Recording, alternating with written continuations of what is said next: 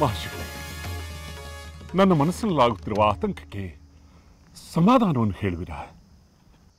ಮಹಾರಾಜ, ವೇಗವಾಗಿ ಹೋಗುತ್ತಿದ್ದ ರಥವನ್ನು ನಿಲ್ಲಿಸಿ ಕೆಲ ಕಾಲ ವಿಶ್ರಾಂತಿ ಪಡೆಯೋಣ ಎಂದು ನೀನು ಹೇಳಿದಾಗಲೇ ನಿನ್ನ ಮನಸ್ಸಿನಲ್ಲಿ ಏನೋ ಕೋಲಾಹಲ ಉಂಟಾಗಿದೆ ಎಂದು ನನಗನ್ನಿಸಿತು. ಹೇಳು ಮಹಾರಾಜ, ನಿನ್ನ ಮನಸ್ಸಿನ ಕಳವಳಕ್ಕೆ ಕಾರಣವೇನು? ಮಹರ್ಷಿಗಳೇ, ಕಾಡುಮೃಗಗಳು ರಥವನ್ನು ಪ್ರದಕ್ಷಿಣೆ ಹಾಕಿ ಹೋಗಿದೆ. ರಥದ ಸುತ್ತಲೂ ಭಯಂಕರವಾದ ಪಕ್ಷಿಗಳ ಚೀರಾಟ ಕೇಳಿ ಬರುತ್ತಿದೆ. ಇದಕ್ಕೆ ಕಾರಣವೇನು? ಇದನ್ನು ಕೇಳುತ್ತಿದ್ದರೆ ನನ್ನ ಹೃದಯ ಕಂಪಿಸುತ್ತಿದೆ, ಮನಸ್ಸು ಕಳವಳಗೊಂಡಿದೆ. ಮಹಾರಾಜ, ಪ್ರಯಾಣದಲ್ಲಿದ್ದಾಗ ಪಕ್ಷಿಗಳು ಜೋರಾಗಿ ಚೀರುವುದು, ಮೃಗಗಳು ಪ್ರದಕ್ಷಿಣೆ ಹಾಕಿ ಮುಂದೆ ಹೋಗುವುದು, ಈ ಎರಡು ಶಕುನಗಳ ಫಲವನ್ನು ನಿನಗೆ ಹೇಳುತ್ತೇನೆ ಕೇಳು. ಆಕಾಶದಲ್ಲಿ ಹಾರಾಡುತ್ತಾ ಪಕ್ಷಿಗಳು ಜೋರಾಗಿ ಚೀರಾಡಿದರೆ ಅದು ಅಪಾಯ ಎಂದು ತಿಳಿಯಬೇಕು.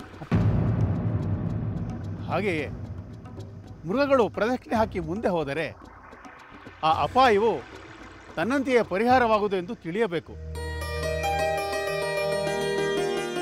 ಹಾಗಾಗಿ ನೀನು ಕಳವಳ ಪಡಬೇಕಾದ ಅವಶ್ಯಕತೆ ಇಲ್ಲ ಮಹಾರಾಜ. ಕೆಲ ಕಾಲ ಇಲ್ಲೇ ತಂಗಿದ್ದು ವಿಶ್ರಾಂತಿ ಪಡೆದು ನಂತರ ಪ್ರಯಾಣವನ್ನು ಮುಂದುವರಿಸಬಹುದು. ಹಾಗೇ ಆಗಲಿ ಮಹರ್ಷಿ.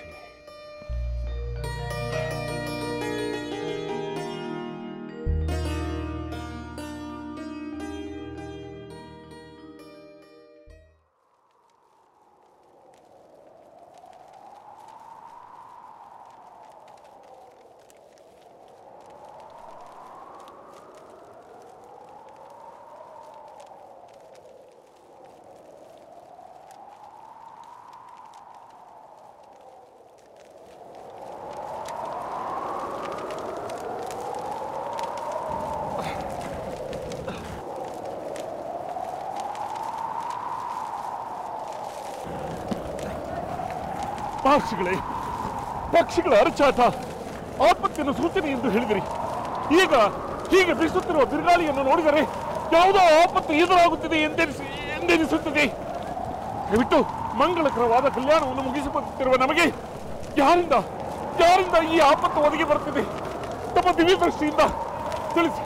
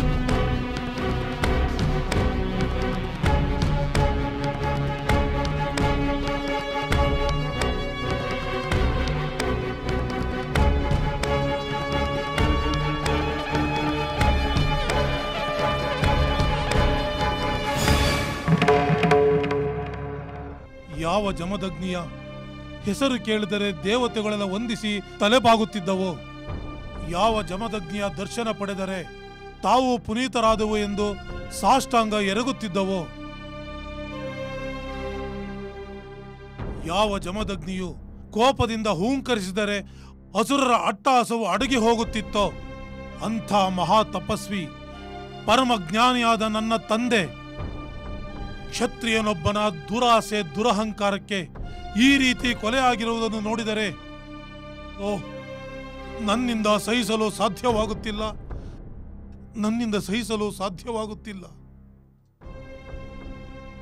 ಯಾರಿಗೂ ಕೇಡನ್ನು ಬಯಸದ ಯಾರನ್ನು ನೋಯಿಸದ ಆತಿಥ್ಯ ಆದರಗಳಿಗೆ ಹೆಸರಾದ ಧರ್ಮ ಕರ್ಮ ನಿಷ್ಠನಾದ ದುರ್ವಿಜನನ್ನು ಈ ರೀತಿ ಕೊಲೆ ಮಾಡಿರುವುದು ನನ್ನಿಂದ ಸಹಿಸಲು ಸಾಧ್ಯವಾಗುತ್ತಿಲ್ಲ. ಕ್ಷಾತ್ರ ತೇಜಸ್ಸಿನ ಅಹಂಕಾರದಿಂದ ಅನ್ಯಾಯವಾಗಿ ಆಕ್ರಮಣ ಮಾಡಿ ಕೊಲ್ಲಲು ಅವನ ಕ್ಷಾತ್ರ ಮದವೇ ಕಾರಣ. ಆ ಮದವನ್ನು ಇಳಿಸಲು ನಾನು ಕಾರ್ತ್ಯವೀರನನ್ನು ಕೊಂದು ಇಡೀ ಭೂಮಂಡಲವನ್ನೆಲ್ಲ ಸುತ್ತಿ ಭೂಲೋಕದಲ್ಲಿರುವ ಕ್ಷತ್ರಿಯರನ್ನು ನಿರ್ನಾಮ ಮಾಡುತ್ತೇನೆ. ನನ್ನ ತಂದೆಯನ್ನು 21 ಬಾರಿ ಘಾಸಿಗೊಳಿಸಿದ್ದಕ್ಕೆ 21 ಬಾರಿ ಭೂಮಂಡಲ ಪ್ರದಕ್ಷಿಣೆ ಮಾಡಿ ಕ್ಷತ್ರಿಯ ಸಂಹಾರಕ್ಕೆ ಮುಂದಾಗುತ್ತೇನೆ.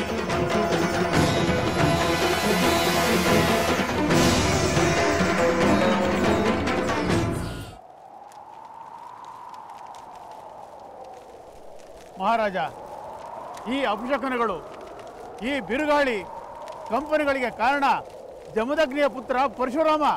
ಏನಂದ್ರಿ? ಪರಶುರಾಮರೇ?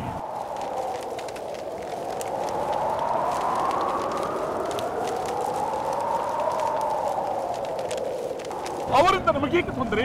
ಪರಶುರಾಮನು ಇತ್ತಲೇ ಧಾವಿಸಿ ಬರುತ್ತಿರುವುದು ಬೆಂಕಿ ಸಮೀಪಿಸುತ್ತಿದ್ದಂತೆ ಅದರ ಕಾವು ನಮಗೆ ಅನುಭವವಾದಂತೆ ಪರಶುರಾಮನ ಆಗಮನವನ್ನು ಸೂಚಿಸುತ್ತಿದೆ.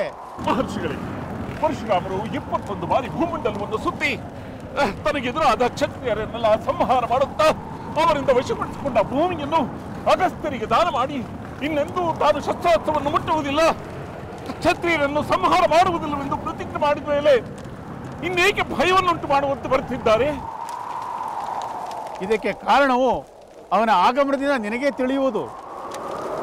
ಅಯ್ಯೋ, ಇದೆಂತಹ ವಿಪತ್ತು! ಪರಶುರಾಮನ ಹೆಸರನ್ನು ಕೇಳಿದಾಗಲೆಲ್ಲ ಪ್ರಭುಗಳು ಮರು ವಿವಾಹಕ್ಕೆ ಮೊರೆ ಹೋಗುತ್ತಿದ್ದನ್ನೇ ನನ್ನಿಂದ ಸಹಿಸಲಾಗುತ್ತಿರಲಿಲ್ಲ.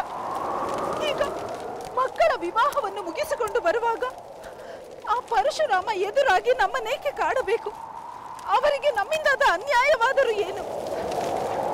ಯಾರೋ ಕ್ಷತ್ರಿಯರು ಮಾಡಿದ ಅನ್ಯಾಯಕ್ಕೆ ಇಡೀ ಕ್ಷತ್ರಿಯ ಕುಲವನ್ನೇ ನಿರ್ನಾಮ ಮಾಡಿ ಉತ್ತಮರಿಗೂ ತೊಂದರೆ ಕೊಡುವುದು ಅನ್ಯಾಯ.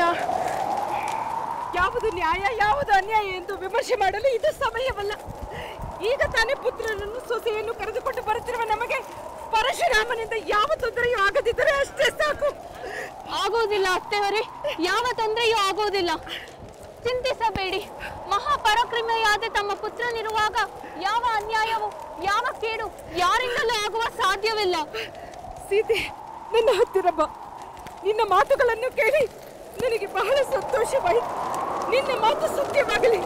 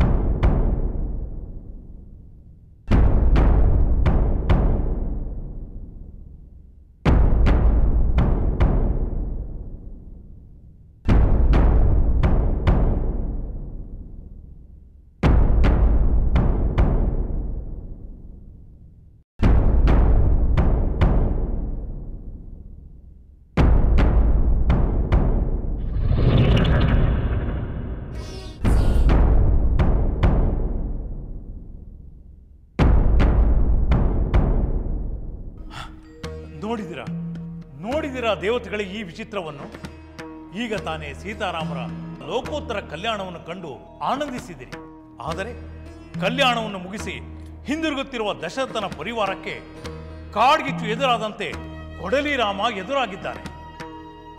ಒಂದೆಡೆ ರಘುವಂಶದಂತಹ ಕ್ಷಾತ್ರಕುಲದ ಮಹಾಪರಾಕ್ರಮಿ ದಶರಥ ರಾಮ, ಇನ್ನೊಂದೆಡೆ ಇಡೀ ಕ್ಷತ್ರ ಕುಲವನ್ನೇ ಧ್ವಂಸಗೊಳಿಸಿದ ಪರಶುರಾಮ. ವಿವಾಹದ ಮಂಜುಳ ನಿನಾದವು ಇನ್ನು ಕಿವಿಯಲ್ಲಿ ಗುಯ್ಗುಡುತ್ತಿರುವಾಗಲೇ ಸಮರದ ರಣಕಹಳೆ ಮೊಳಗಿದಂತಾಗುತ್ತಿದೆ. ಮುನೀಂದ್ರ, ಶ್ರೀನಾರಾಯಣ ರೂಪವಾದ ರಾಮ ಪರಶುರಾಮ ಈ ಪರಿಯ ಮುಖಾಮುಖಿಯಲ್ಲಿ ಎಂತಹ ವಿಲಕ್ಷಣ ಘಟನೆ ನಡೆಯುವುದೋ ಎಂದು ಅನ್ನಿಸುತ್ತಿದೆ. ನಿನ್ನಂತೆಯೇ ನಾನು ಕಾತರನಾಗಿ ನೋಡುತ್ತಿದ್ದೇನೆ ದೇವೇಂದ್ರ. ಅಗೋ ಅಗೋ ನೋಡು, ಶ್ರೀರಾಮ ಪರಶುರಾಮರ ಬಳಿ.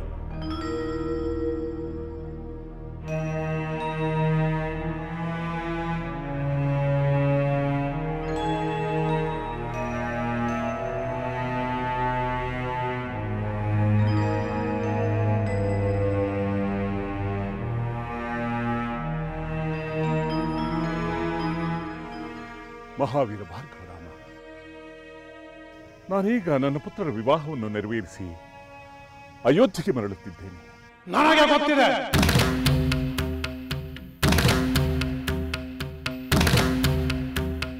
ಬ್ರಹ್ಮರ್ಷಿ ವಶಿಷ್ಠರಿಗೆ ನನ್ನ ನಮನಗಳು. ನಾನೀಗ ನನ್ನ ಹೆಸರಿನ 2 ಅಕ್ಷರಗಳನ್ನು ತನ್ನದಾಗಿಸಿಕೊಂಡಿರುವ ರಾಮನೊಡನೆ ಮಾತನಾಡಲು ಬಂದಿದ್ದೇನೆ.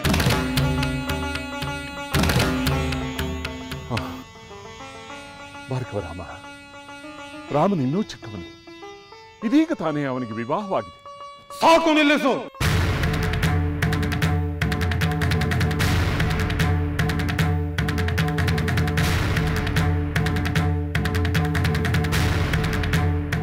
ನಾನೀಗ ರಾಮನೊಡನೆ ಮಾತನಾಡುತ್ತೇನೆ. ರಾಮ, ದಾಶರಥೆ, ವೀರ, ನಿನ್ನ ಅದ್ಭುತವಾದ ಪರಾಕ್ರಮವು ಎಲ್ಲೆಡೆಯೂ ಕೇಳಿ ಬರುತ್ತಿದೆ. ತಾಟಕ ವಧೆಯು ಬದಲ್ಗೊಂಡು ಇತ್ತೀಚೆಗೆ ಮಾಡಿದ ಶಿವಧನುರ್ಭಂಗದವರೆಗೂ ನಿನ್ನ ಸಕಲ ಕಾರ್ಯಗಳನ್ನು ನಾನು ಕೇಳಿದ್ದೇನೆ. ಮುನೀಂದ್ರ ಭಾರ್ಗವರಾಮ, ತಾವು ಮಹಾತಪಸ್ವಿಗಳು, ಮಹಾಪರಾಕ್ರಮಶಾಲಿಗಳು ಎಂದು ನಾನು ಸಹ ಕೇಳಿದ್ದೇನೆ. ನಾನು ನಿನ್ನ ಪ್ರಶಂಸೆಯನ್ನು ಕೇಳಲು ಬಂದಿಲ್ಲ. ನಾನು ಹೇಳುವುದಷ್ಟನ್ನು ಮಾತ್ರ ನೀನು ಕೇಳು. ರಾಮ, ಅದ್ಭುತವಾದ, ಪರಾಕ್ರಮವಾದ, ಇತರರಿಗೂ ಊಹಿಸಲು ಅಶಕ್ಯವಾದ ಮಹಾಶಿವಧನಸ್ಸನ್ನೇ ನೀನು ಮುರಿದಿರುವೆ. ಅದನ್ನು ಕೇಳಿ ಮತ್ತೊಂದು ಶುಭಕರ ಧನಸ್ಸನ್ನು ತೆಗೆದುಕೊಂಡು ನಿನ್ನ ಬಳಿಗೆ ಬಂದಿದ್ದೇನೆ.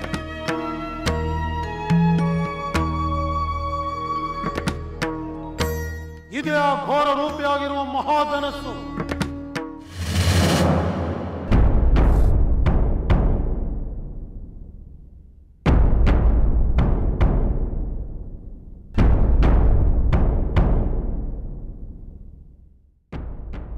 ಮಹಾಮಹಿಮನಾದ ಜಮದಗ್ನಿಯಿಂದ ಪ್ರಾಪ್ತವಾದುದು. ನೀನು ಈ ಮಹಾಧನಸ್ಸಿನ ಮೌರ್ಯವನ್ನು ಬಿಗಿದು ಬಾಣವನ್ನು ಸಂಯೋಜಿಸು. ಈ ಮೂಲಕವಾಗಿ ನಿನ್ನಲ್ಲಿರಬಹುದಾದ ಪರಾಕ್ರಮವನ್ನು ತೋರಿಸು.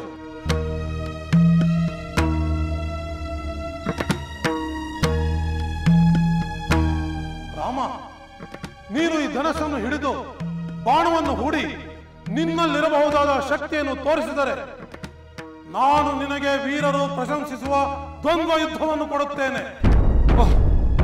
ಬೇಡಿ ಬೇಡಿ, ಮಹಾಮಹಿಮರಾದ ತಾವು ಭಾರ್ಗವ ವಂಶದಲ್ಲಿ ಹುಟ್ಟಿ ಇನ್ನೆಂದೂ ಶಸ್ತ್ರಧಾರಣೆಯನ್ನು ಮಾಡುವುದಿಲ್ಲವೆಂದು ಇಂದ್ರನ ಮುಂದೆ ಪ್ರತಿಜ್ಞೆಯನ್ನು ಮಾಡಿ ನಿಮ್ಮ ಶಸ್ತ್ರಾಸ್ತ್ರವೆಲ್ಲವನ್ನು ಅಲ್ಲಿಯೇ ಬಿಟ್ಟು ಬಂದಿರುವಿರಿ. ಧರ್ಮಪರರಾದ ತಾವು ಕ್ಷತ್ರಿಯ ವಂಶವನ್ನೇ ನಾಶ ಮಾಡಿ ಅವರಿಂದ ವಶಪಡಿಸಿಕೊಂಡ ಭೂಮಂಡಲವನ್ನೇ ಅಗಸ್ತ್ಯರಿಗೆ ನೀವು ದಾನವಾಗಿ ಕೊಟ್ಟಿರುವಿರಿ. ಅವರಿಂದ ಸಂಪಾದಿಸಿದ್ದ ಭೂಮಂಡಲವನ್ನು ಕಶ್ಯಪರಿಗೆ ದಾನ ಮಾಡಿ ನೀವು ಅಲ್ಲಿದ್ದ ಬಹುದೂರ ಪ್ರಯಾಣವನ್ನು ಬೆಳೆಸಿ ಮಹೇಂದ್ರ ಪರ್ವತದಲ್ಲಿ ನೆಲೆಸಿರುವಿರಿ. ಶಾಂತ ಮನಸ್ಕರಾದ ತಾವು, ತಪಸ್ಮರಣೆಯಲ್ಲಿಯೇ ಇರುವಂತಹ ತಾವು ಇಂದ್ರನ ಮುಂದೆ ಮಾಡಿದ ಪ್ರತಿಜ್ಞೆಯನ್ನು ಮರೆತು ಶಸ್ತ್ರಾಸ್ತ್ರ ಧಾರಣೆ ಮಾಡಿ ಈ ದಿನ ನಮ್ಮನ್ನು ನಾಶಪಡಿಸಲು ಸುಖ ಬರುತ್ತಿದ್ದೀರಲ್ಲ.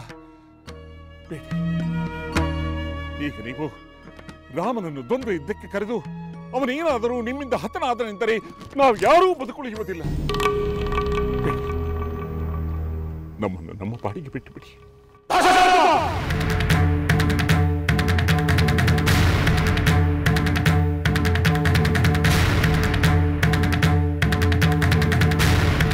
ಈ ನಿನ್ನ ವ್ಯರ್ಥವಾದ ಮಾತುಗಳಿಂದ ಯಾವ ಪ್ರಯೋಜನವೂ ಇಲ್ಲ. ನಾನು ನಿಶ್ಚಯಿಸಿದ್ದನ್ನು ಸಾಧಿಸದೆ ಬಿಡುವುದಿಲ್ಲ.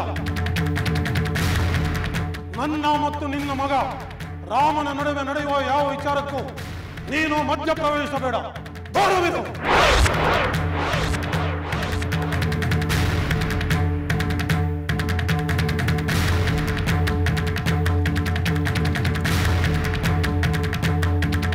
ರಾಮ ರಾಮ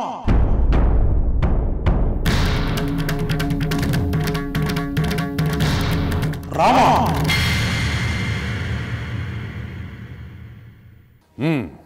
ಏನದು ತುರ್ತು ವಿಚಾರ? ನೀನೇಕೆ ಇಷ್ಟು ಆತಂಕದಿಂದಿರುವೆ? ಅಗ್ರಜ, ನೀನು ಸಮರ ಮಾಡಿ ಬರುತ್ತೇನೆ ಎಂದು ಲಂಕೆಯಿಂದ ಹೊರ ಹೋಗಿದ್ದಾಗ ನಮ್ಮ ಸೋದರಿ ಶೂರ್ಪನಖಿ ಬಂದಿದ್ದಳು. ಏಕೆ? ಹಾಗೇನಾದರೂ ಶರಸಂಧಾನ ಮಾಡಿದ್ದೇ ಆದರೆ ಆ ನಂತರ ನಾನು ನಿನ್ನೊಡನೆ ದ್ವಂದ್ವ ಯುದ್ಧವನ್ನು ಮಾಡುತ್ತೇನೆ.